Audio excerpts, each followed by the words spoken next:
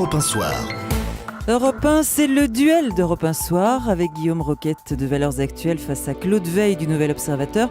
Et duel arbitré bien sûr par Nicolas Poincaré. Guillaume Roquette et Claude Veil pour parler de ce nouveau thème très à la mode dans la campagne électorale. Achetons français, achetez français. C'est Nicolas Sarkozy qui s'en est emparé à son tour à l'occasion d'une visite en Haute-Savoie. Mais qu'est-ce qui leur prend tous ? C'est François Bayrou qui avait commencé, François Hollande, Marine Le Pen le dit depuis longtemps. Achetons français, Guillaume Roquette. Pourquoi on en vient à parler plus que de ça ? Je crois qu'il y a deux clés de décryptage. La première est économique. Effectivement, une fois qu'on aura remboursé la montagne de dettes que nous devons à nos créanciers, il faudra faire repartir la machine. Et il y a eu un changement qui est passé un peu inaperçu, parce que c'est pas quelque chose de politiquement impressionnant, mais toute la classe politique française c'est guérie du keynésianisme. C'est-à-dire que à gauche, à droite, de Bayrou à Hollande jusqu'à Sarkozy, tout le monde dit il faut remettre en route la machine France, il faut avoir des entreprises françaises qui soient plus compétitives. Et donc, comme ça, c'est un peu compliqué à faire comprendre aux citoyens, on dit achetez français. Ça, c'est l'explication économique. L'explication politique, c'est que acheter français, c'est la vision, c'est la version commercialement correcte de la préférence nationale.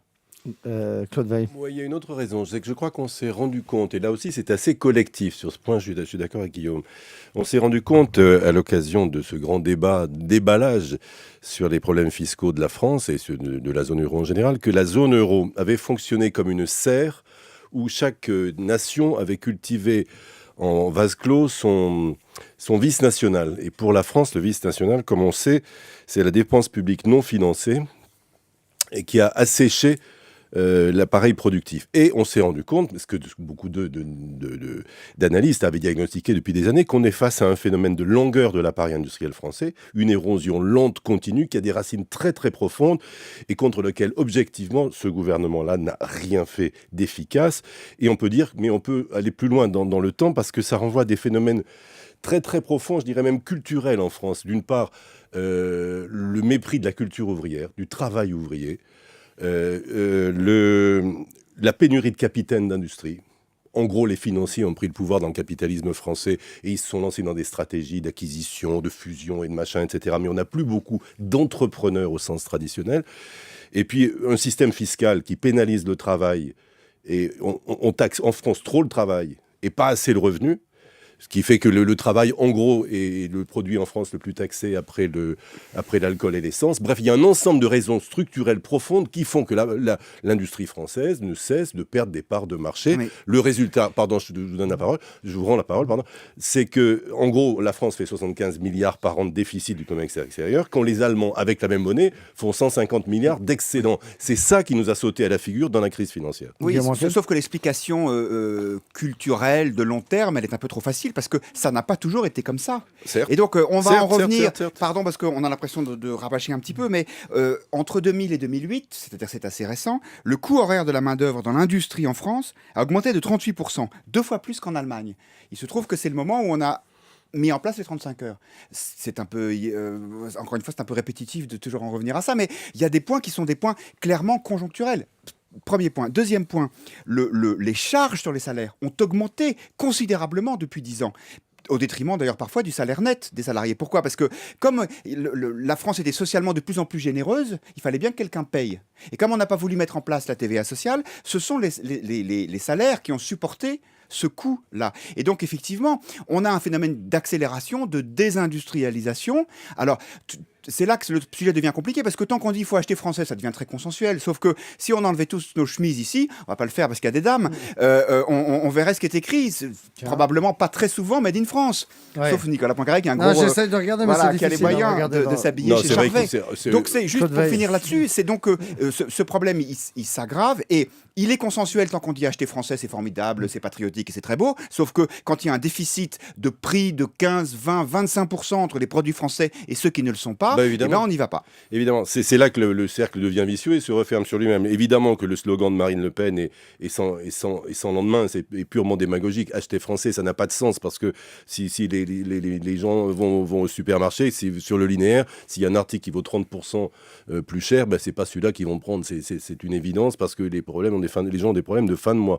Et d'une certaine façon, le système là broie le truc, puisque c'est une machine à détruire des emplois, donc à à prélever sur la richesse nationale, à prélever sur les salaires, qui pousse les gens à acheter bon marché, etc. La mondialisation est une fantastique course internationale à la compétitivité par la baisse des prix.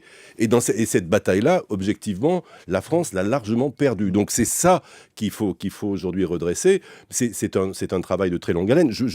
Franchement, je ne suis pas sûr que Nicolas Sarkozy soit le mieux équipé pour engager ce combat-là, dans la mesure où, sous son influence, à part en effet la réforme sur la taxe professionnelle, comment ça s'appelle, le crédit emploi recherche, qui a été probablement très utile aux PME, je n'ai pas vu en tout cas une véritable politique prenant le problème dans toute son ampleur. Mais en tout cas, je peux lui donner un point, c'est qu'il a raison dans son diagnostic, qui est d'ailleurs le même que Fillon et qui est le même que Hollande. Le problème, c'est pas d'acheter français, c'est de produire.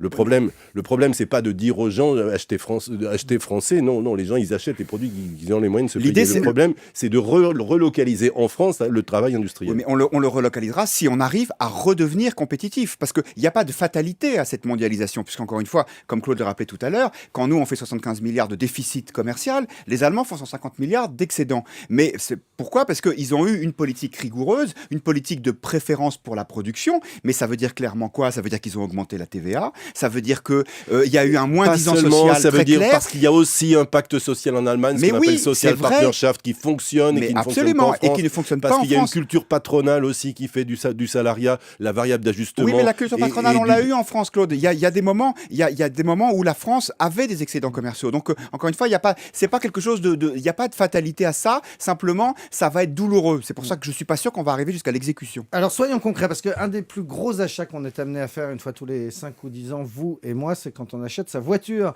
Et c'est François Bayrou, comme Nicolas Sarkozy cet après-midi, qui a cité cet exemple.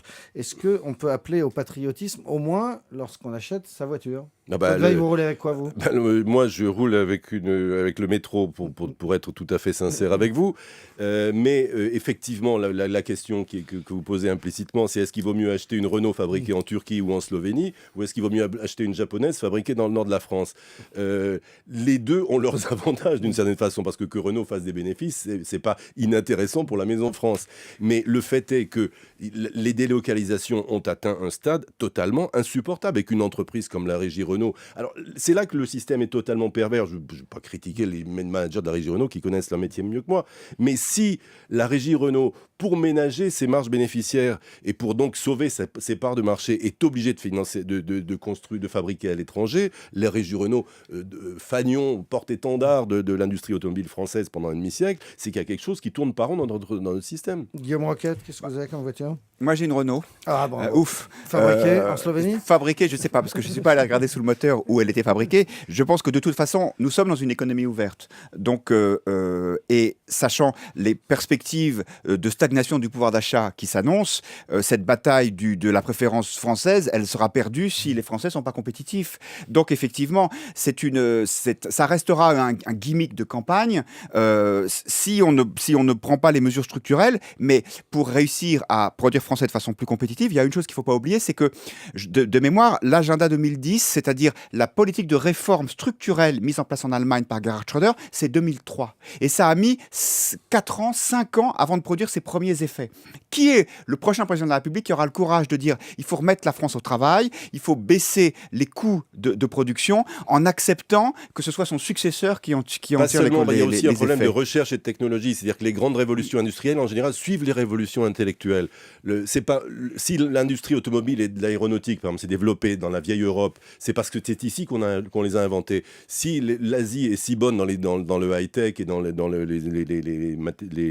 jouets électroniques et compagnie, c'est parce que les technologies viennent des États-Unis ou de l'Asie.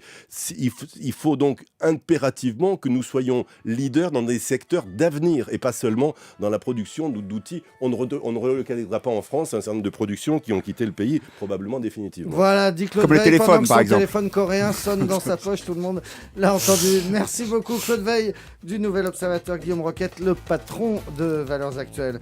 Dans un instant, les récits d'Europe 1 Soir, nous serons avec une célèbre caissière, elle s'appelle Anna Sam, elle va nous raconter son quotidien de caissière en supermarché. À tout de suite.